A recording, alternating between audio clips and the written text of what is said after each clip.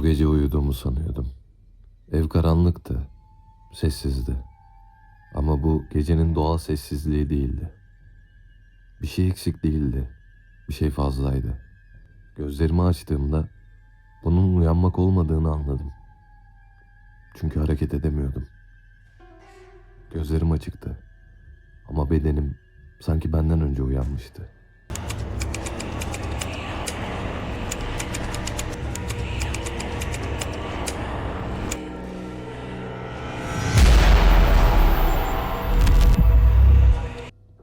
Bununla ilk tanışmam net bir tarihe bağlı değil. Çünkü ondan önce hayatımda böyle bir boşluk yoktu. Takvimde işaretli değil. Bir yıl dönümü değil. Ama unutulmayacak kadar kesin. 12 Kasım. O geceyi hatırlıyorum. Çünkü önemsizdi. Ertesi gün erken kalkacaktım. Yatmadan önce telefonuma bakmıştım. Saat geç değildi. Uyuduğumu sanıyorum. Ama şimdi biliyorum. O gece olan şey uyku değil.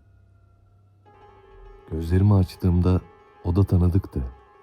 Yatak, duvar, dolap. Her şey yerli yerindeydi. Sorun da buydu. Hiçbir şey yanlış değildi. Ama hiçbir şey doğru da değildi. Hareket etmeye çalıştım. Edemedim. İlk başta paniklemedim. Daha önce de olmuştu. Kısa bir anlık tutulma gibi. Geçmesini bekledim. Geçmedi. O an odanın içinde bir şey olduğunu fark ettim. Görmedim. Ama fark etmem için görmem gerekmiyordu. O gece ilk kez saate baktım. 3:17. O ana kadar bunun bir saat olacağını bilmiyordum. Ama o an öğrendim. Ve o geceden sonra hiçbir şey sadece bir saat olmadı. O an anladım. Bu ilk kez olmuyordu. Sadece ilk kez hatırlıyordum. Göğsümdeki ağırlık yavaşça yerleşti. Ezmedi, bastırmadı. Yerime geçti. Sonra fark ettim. Durmuştum. Saatime bakıyordum. O an içimde bir sıkışma oldu. Bu bir korku değildi. Korku kaçış ister. Bu geç kalmışlık hissiydi. Bir şey çoktan başlamıştı. Ben sadece fark etmiştim. Nefes aldım ama aldığım hava odaya ait değildi. Derindi, yakındı ve benim ritmime uymuyordu. Nefesimle başka bir nefes üst üste bindi. O an anladım. Yalnız değildim. Kımıldamak istedim. Bedenim cevap vermedi. Kaslarım kilitlenmedi. Daha kötüsü oldu. Kaslarım beni dinlemeyi bıraktı. Gözlerim açıktı. Ama bedenim benim tarafımda değildi. Işığın kapalı olduğunu fark ettim. Ama karanlık yeni değildi.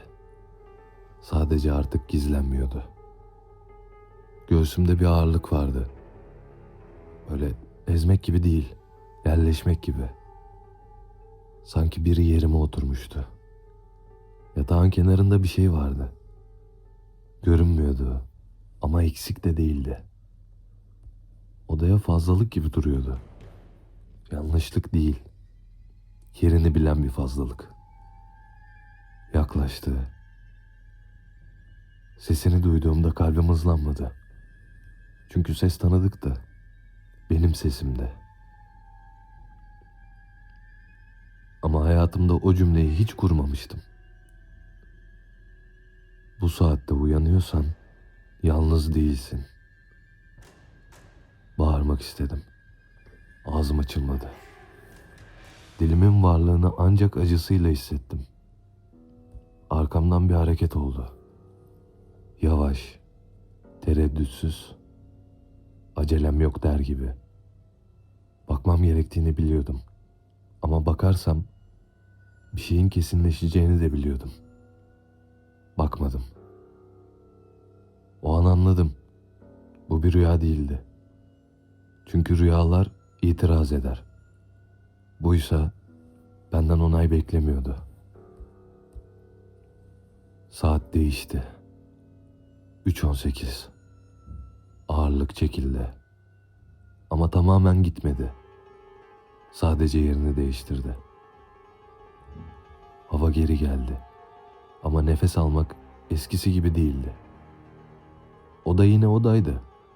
Ama ben aynı kişi değildim. Sonraki gece yine oldu. Ve ondan sonraki. Ve ondan sonraki. Her seferinde aynı saat. Her seferinde uyanık. Her seferinde kilitli. Bedenim oradaydı. Ama bedenim ben değildim. Bazı geceler göğsümdeki ağırlık daha erkenden geliyordu. Bazı geceler odada dolaştığını duyuyordum. Ama hiçbir zaman arkama bakmadım. Bir gece dayanamadım. Dilim zorla çözüldü. Ne istiyorsun dedim. Ses cevap vermedi. Cevap düşünce gibi geldi.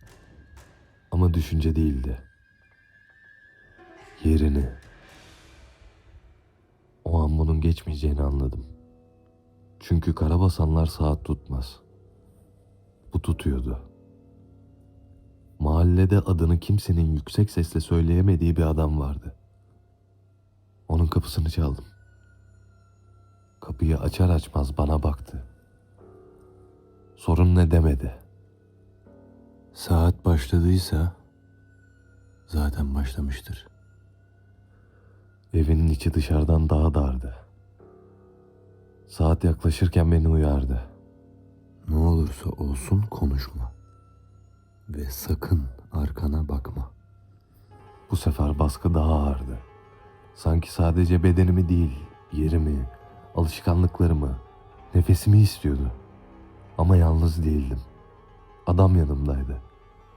Sessizdi. Baskı çöktüğü anda sadece şunu söyledi.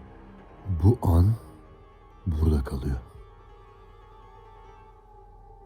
Bir şey geri çekildi. İsteksizce. Sanki yanlış bir kapıyı zorlamış gibi. Nefes aldım. Saat değişti. 3:18. Adam rahatlamadı. Artık sana gelmez. Ama bu bitti demek değil. O geceden sonra 3:17'de uyanmadım. Ama şunu öğrendim. Bazı şeyler kovulmaz. Bazı şeyler ikna olmaz. Bazı şeyler sadece adres değiştirir. Ve eğer bir gece 3:17'de gözlerin açıkken hareket edemezsen, bu bir karabasan değildir. Sadece yanlış yerde uyanmışsındır. Buraya kadar geldiysen bu hikaye seni fark etmiştir. Bazı şeyler gördüklerini takip eder. Bazıları ise takip edilmek ister. Bu saatle ilgili anlatılanlar burada bitmiyor.